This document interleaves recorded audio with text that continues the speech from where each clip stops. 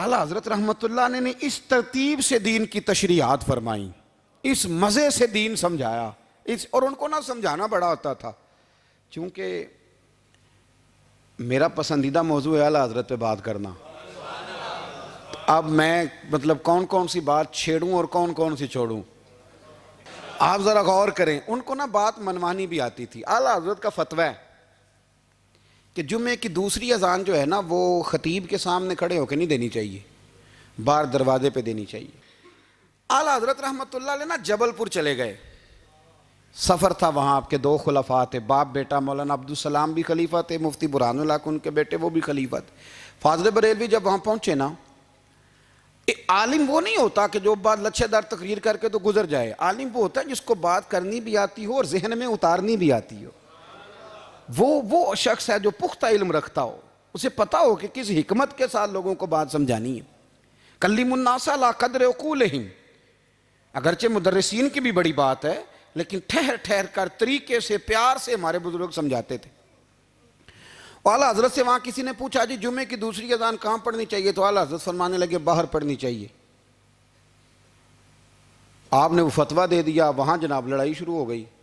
وہاں لوگوں نے کہہ دیا جناب ہمارے ہاں 40 سال سے ہو رہی ہے، کسی نے کہا 35 سال سے۔ اعلیٰ حضرت فرمانے لگے دین تجربے سے نہیں آتا، دین علم سے آتا ہے۔ یعنی 40 سال تجربہ ہو گیا تو اس کا مطلب ہے آپ عالم ہو گئے۔ دین کا تعلق تجربے سے، وہ علم سے ہے۔ وہ بحث ہو گئی۔ اعلیٰ حضرت نا انگریز کی عدالت نہیں جاتے تھے، فرماتے تھے عدالت تو وہ ہوتی ہے جہاں عدل ہوتا ہے، آپ اس کو کچہری کہتے تھے، عدالت کہتے ہی نہیں تھے، اور کبھی گئے ہی نہیں تھے۔ انہوں نے مقدمہ کرا دیا اعلیٰ حضرت پہ، پرچہ کٹوا دیا جی مولانا نے فساد کرا دیا۔ اب وہ جج مسلمان تھا، اس نے ریڈ کر لیا، وہ جو نائب قاصد نہیں، وہ ادری جس کو کہتے ہیں آوازیں دیتا ہے، فلاں بن فلاں حاضر ہو، وہ اعلیٰ حضرت کا مرید تھا۔ آپ نے اسے بلا کے نا تو ساری بات سمجھا دی، وہ سمجھ گیا کرنا کیا ہے۔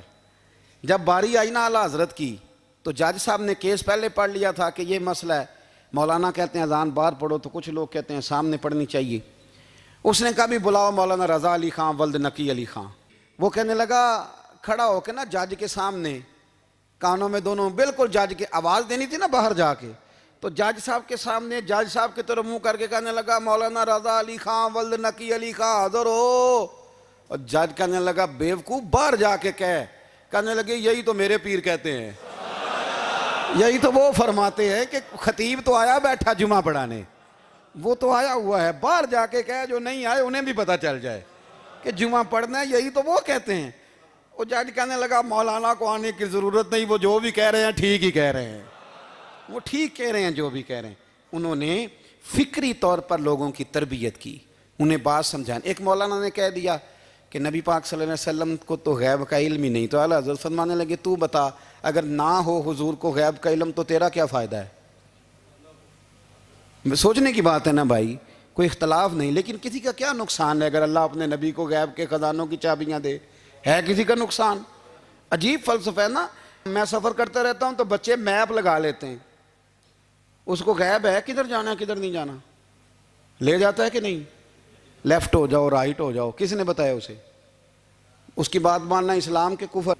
اللہ اکبر، الجھ گئی نا بات۔ پھر وہ بتاتا ہے کہ آپ 5 گھنٹے 4 منٹ میں فلان جگہ پہنچ جائیں گے، تو اتنی دیر میں بندہ پہنچ جاتا ہے این ٹائم پہ، تو یہ بات ماننا اسلام کے کفر۔ لیکن مجھے افسوس اس بات کا ہے کہ ڈاکٹر کا الٹرا ساؤنڈ ماننے والے، میپ کی باتیں ماننے والے، کل اتنے بجے بارش ہو جائے گی یہ ماننے والے، اگر کہا جائے کہ رسول پاک نے یہ غیب کی خبر دی ہے تو لوگ اڑ جاتے ہیں۔ اعلیٰ حضرت فرماتے ہیں یوں نہ کرو، جسے کوئی سائنسدان پڑھائے اگر وہ بہت ساری باتیں بتا سکتا ہے تو جسے رب رحمان پڑھائے، الرحمن علم القرآن خلق الانسان۔ میں تم بات ہی نہیں مانتے؟ فاضل بریلوی نے الدولت المکیہ پوری کتاب لکھی ہے، اور آپ فرماتے ہیں اللہ نے سب سے زیادہ غیب کی خزانوں کی چابیاں اپنے نبی کو عطا فرمائی ہے۔ تو آپ نے ہر محاذ پر حضور کی شانیں بیان فرمائی، نبی پاک کی عظمتوں کے تذکرے کیے۔ آپ نے فرمایا کہ اولیاء اللہ، صوفیہ، بزرگ، ان پر تنقید نہ کرو۔ ہمارا نا آج مزاج بن گیا ہے، میں اکثر کہتا ہوں کہ لوگوں کا ذائقہ خراب ہو گیا ہے۔ یہ جو لوگ کہتے ہیں نا نماز میں دل نہیں لگتا، محفل میں سرور نہیں آتا، ہم جب اینک تنقید کی لگا کے جاتے ہیں تو کیسے مزہ آئے گا؟ جب ہم سامنے والے کو اچھا ہی نہیں سمجھ رہے، سب سے اچھے ہم خود ہیں. میں اکثر کہا کرتا ہوں کہ جب تک ہم تھوڑا سا نیچے بیٹھ کے اوپر نہیں نہ دیکھتے، بندے ہمیں بڑے نظر نہیں آئیں گے، چھوٹے چھوٹے نظر آئیں گے. ہم ہمیشہ اوپر کھڑے ہو کے نیچے دیکھتے ہیں. مہربانی فرمائیں. بڑی شاندار بات لکھی اعلیٰ حضرت بریلوی نے ملفوظات شریف میں. آپ فرماتے ہیں 2 بڑے زبردست قاری تھے. تلفظ اچھا ہی ہونا چاہیے، لیکن اس کا یہ مطلب نہیں کہ پھر آپ سب پہ تنقید ہی کرتے رہیں. اعلیٰ حضرت فرماتے 2 قاریوں نے نا ایک بزرگ کے پیچھے نماز پڑھی، تو ان کے نا کچھ قواعد مستحب، کچھ قواعد ٹھیک نہیں تھے. تو کہنے لگے شہرت تو بڑی سنی تھی، پر بابے کو تو قرآن بھی صحیح نہیں پڑھنا آتا. یہ اعلیٰ حضرت نے لکھا ہے. چھوڑو جو یہ بھی کو بلی ہے. فرماتے ہیں بس مستحب قواعد ٹھیک نہیں تھے، جو چیزیں ضروری ہیں وہ ٹھیک پڑھتے تھے بابا جی. اب ان دونوں نے تنقید کی دل میں، اور باہر نکل گئے ایک دوسرے سے کہنے لگے یار کتنا سوچ کے آئے تھے، پر یہ تو قرآن پاک بھی ٹھیک نہیں پڑھتے. اب موسم تھا تھوڑا سا ایسے ہی معتدل موسم تھا، نہ زیادہ گرمی تھی نہ زیادہ سردی تھی. قریب ایک جھیل تھی. کپڑے اتارے، تہمتیں باندھی اور جھیل میں گھس گئے نہانے کے لیے. ایک شیر آیا تو کپڑے اٹھا کے لے گیا. اب بندہ پانی میں کتنی کو دیر رہ سکتا ہے؟ موسم بھی معتدل تھا، بڑی گرمی میں بھی بندہ زیادہ نہیں رہ سکتا. ٹھٹھرنے لگے، پریشان ہو گئے، کانپنے لگے، جائیں تو کدھر جائیں، بڑے پریشان. اب شیر بیٹھا ہے سامنے اور پہاڑی کے اوپر وہ بیٹھا کپڑے لے کے. اعلیٰ حضرت فاضل بریلوی رحمۃ اللہ تعالیٰ علیہ فرماتے ہیں کسی نے جا کے بزرگوں کو بتایا کہ وہ آپ کے مہمانوں کے کپڑے لے گیا شیر. تو ٹھٹھر رہے. وہ بزرگ آئے اور آ کے نا تو شیر کو آواز دی، اللہ ہر مشکل دی کنجی یارو ہاتھ مردان دے آئی. شیر کو آواز دی، کہنے لگے ادھر آئے نا.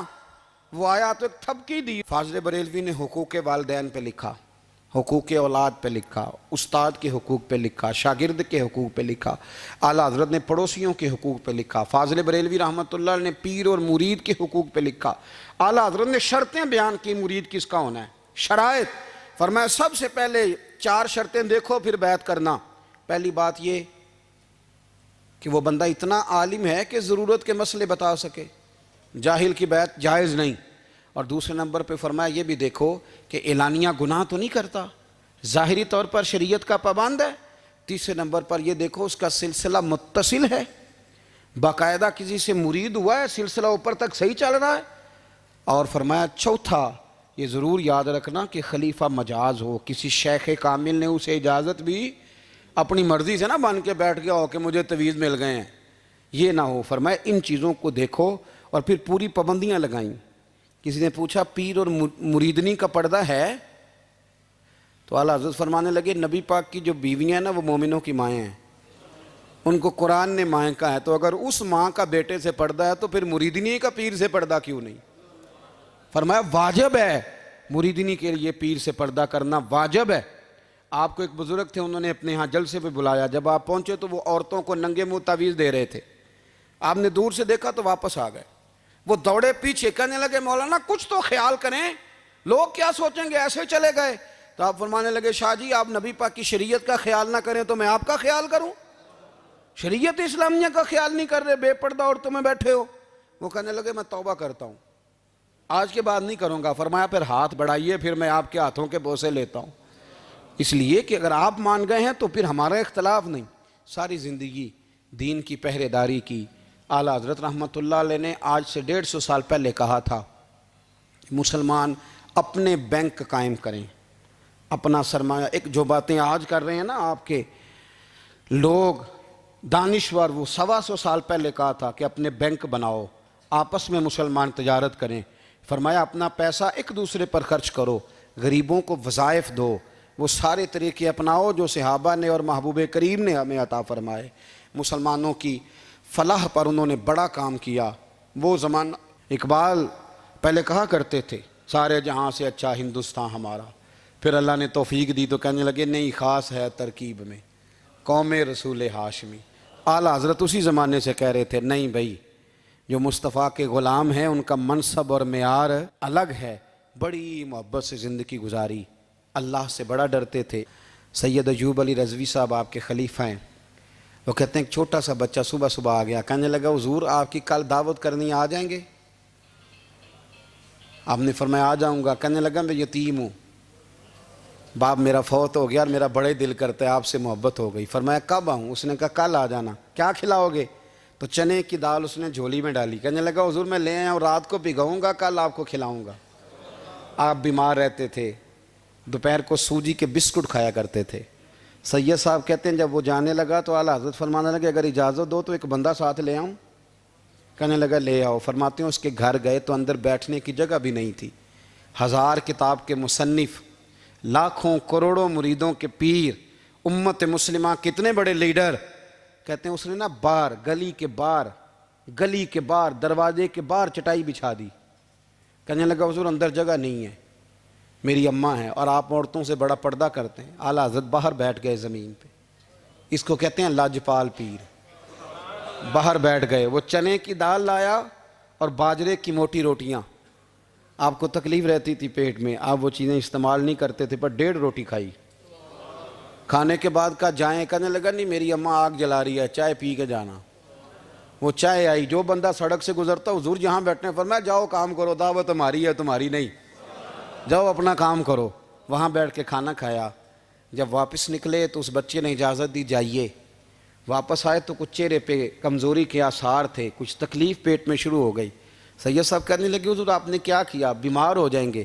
فرمانے لگے ایوب علی یار بیماری تو ٹھیک ہو جائے گی، پر تو نے دیکھا نہیں یتیم کا دل کتنا راضی ہو گیا ہے، کتنا راضی ہو گیا اس کا دل، کتنا وہ خوش ہوا ہے. اور فرمایا جب یتیم راضی ہوتا ہے تو اللہ بھی راضی ہوتا ہے، اللہ کے نبی بھی راضی ہوتے ہیں. بڑی پرہیزگاری والی زندگی گزاری. 3 باتیں ان کی زندگی کا اصول تھا. ایک فرماتے تھے تمسک بالدین کرو، مضبوطی کے ساتھ دین کو پکڑ لو. اور دوسرا فرماتے تھے جو اللہ رسول کے دشمن ہیں ان سے ہمیشہ بچو، جو ذرا بھی کہیں بے ادبی کرے اس سے پرہیز کرو. اور تیسرے نمبر پہ فرماتے تھے اگر سکھ ہی جینا چاہتے ہو تو عشق رسول میں جینا سیکھو، ورنہ دنیا سے تو پیار ہو ہی جائے گا، دولت سے تو ہو ہی جائے گا، محبوب سے کرو گے تو زندگی سکھی ہو جائے گی. اللہ ہمیں ان کے فیضان سے فیض یاب فرمائے.